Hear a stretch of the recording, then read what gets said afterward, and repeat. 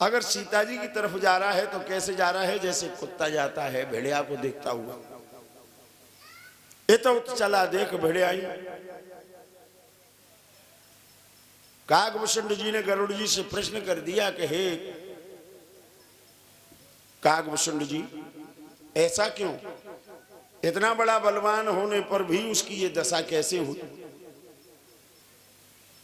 जवाब दिया है, महाराज आप नहीं जानते हो, एम कुपंथ पग देत खगेसा, रहे न तेज तन बुद्धि बल लेसा। जो कुमार्ग पे पैर देता है, चाहे वो कितना ही बड़ा विद्वान हो, चाहे कितना बड़ा बलवान हो, चाहे कितना बड़ा धनवान हो, चाहे कितना बड़ा रूपवान हो, चार चीजें उसकी नष्ट हो जाती हैं, बल, बुद्धि, विवेक और तेज। और बताया है हमारे विद्वानों ने,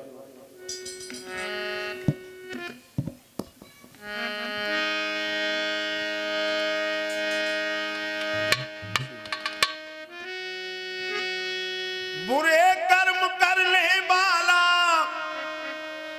धनवान नहीं हो सकता है, और बुरे कर्म करने वाला बलवान नहीं हो सकता है। बुरे कर्म करने वाला बलवान नहीं हो सकता है। बुरे कर्म करने वाला बलवान नहीं हो सकता है।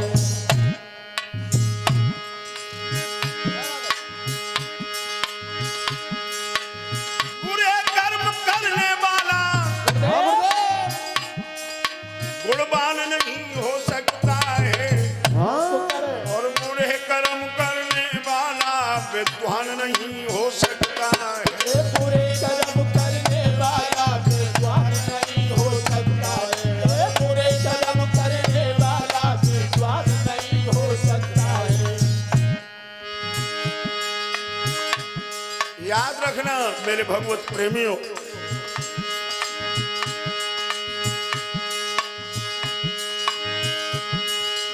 बुरे कर्म करने वाला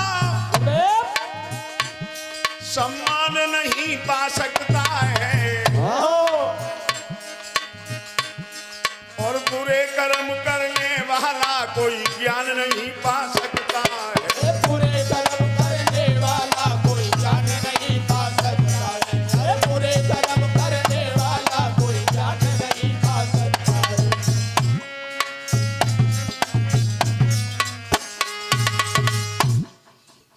मेरे भगवत बंधु, ये ज्ञान मिला हमें दशानन रावण से, गोस्वामी तुलसीदास बाबा ने समझाया। अभी आप महाभारत का विषय सुन रहे थे। ये महाभारत जिसे 18 दिन में 18 अक्षौणी सेना मारी गई, 18 दिन में 18 अक्षौणी सेना मारी गई। एक अक्षौणी कितने का होता है?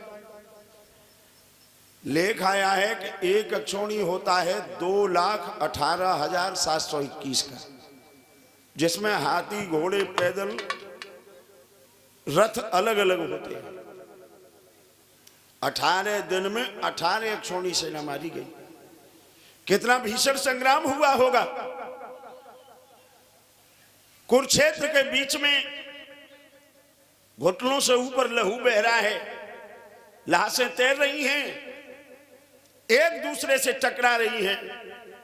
मरने के बाद भी ऐसा प्रतीत होता है मानो एक दूसरे से लड़ने के लिए उद्यत हो रहे हो। जिन्ना पर जिन महारथियों के रोम इंद्र ने नहीं छू पाए, मरने के बाद उनकी आंखें और आंतें चील और कौआ निकाल रहे हैं। ये कैसे हो गया? ये कैसे हो गया? ये एक औरत के कारण हो गया, नारी के कारण। भरी सभा में अगर पांचाली द्रौपदी ने दुर्योधन का पैर फिसलने पर उससे ये शब्द न कहे होते कि अंधस्य पुत्र अंध। आज तक तो मैं ये जानती थी कि अंधे ही अंधे होते हैं, लेकिन आज मालूम पड़ी है कि अंधों की औलाद भी अंधी होती है। इसी बात ने तूल पकड़ लिया, सार फांस हुई, जुआ का खेल हुआ जिसमें पांडवों को हराया गया, कौरव जीते। यहां तक कि पांचाली द्रौपदी की साड़ी तक को खिंचवाया गया। मेरे भगवत बंधुओं, गांधारी ने इसी पर कुपित होकर के भगवान कृष्ण से कहा था कि हे केशव, तूने मेरे परिवार का नाश करवाया है, मेरे कुल का नाश करवाया है, जा मैं तुझे श्राप देती हूं, तेरे सामने तेरे भी कुल का नाश हो जाएगा। भगवान कहने लगे हैं, महारानी आपने मुझे श्राप दिया, मुझे शिरोधार्य है, मुझे अच्छा लगा, लेकिन एक शंका रही, आपका पुत्र अकेला रह गया दुर्योधन, और जब मरने की कगार पे था तब तुम्हारे सामने आया, उसने कहा कि मां आज मुझे पांडव मार डालेंगे। गांधारी कहने लगी, बेटा जब तक मैं जिंदा हूं तब तक तुझे छू भी नहीं सकेंगे वो। तू एक काम कर, नगिन होकर के मेरे सामने एक बार आ जा, मैं अपनी आंखों की पट्टी खोलूंगी, तेरा सारा शरीर वज्र का हो जाएगा। पुत्र के लिए तुमने पट्टी खोली आंखों की, लेकिन बुआ अगर यही पट्टी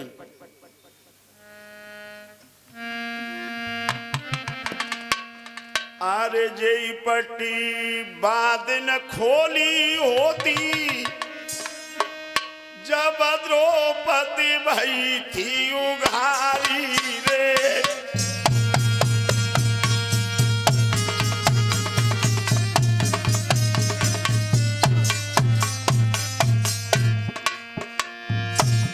जेई पट्टी जब खोली होती जब द्रौपदी भई थी उघारी रे, तो आज दशा बुआ नहीं होती, नहीं मरते वीर बलधारी रे।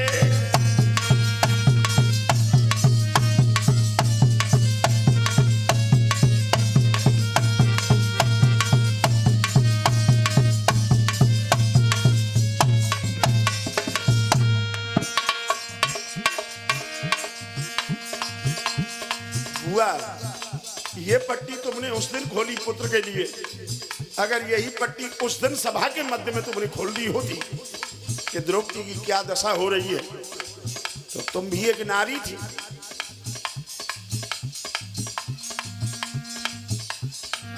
बार बार गिड़गिड़ाई रही, दुखियाई गिराई उच्चारी,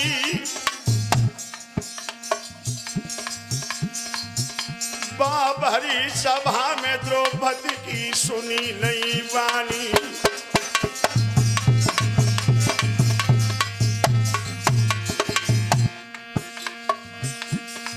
दुशासन ऋषि खाई के आज्ञा पाइन समय विचारी,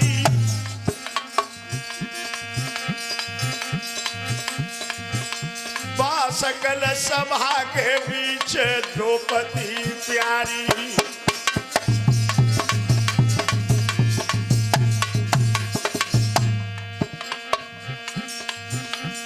बुआ मेरी साड़ी खींची, द्रौपदी को तरस विचारो नाई वालिना साड़ी खींची, द्रौपदी को तरस विचारो नाई को तरफ विचारो नाई।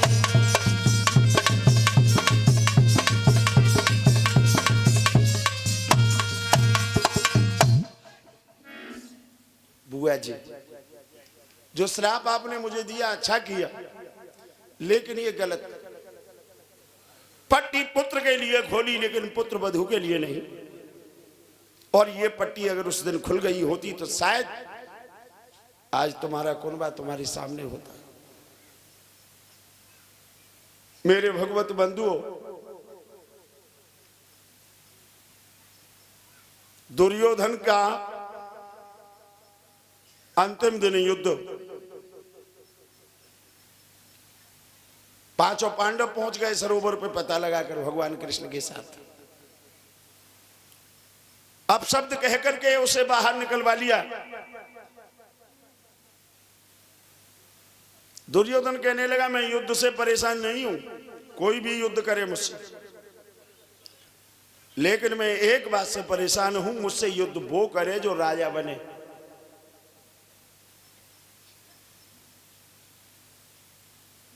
अब राजा तो बनना था धर्मराज युधिष्ठिर को, लेकिन युधिष्ठिर महाराज दुर्योधन से युद्ध नहीं कर सकते थे, क्योंकि वो गदा युद्ध में पारंगत नहीं है।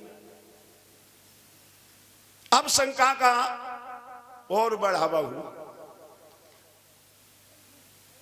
धर्मराज युधिष्ठिर कहने लगे कोई बात नहीं, मैं भीम को राजा बनाना चाहता हूं।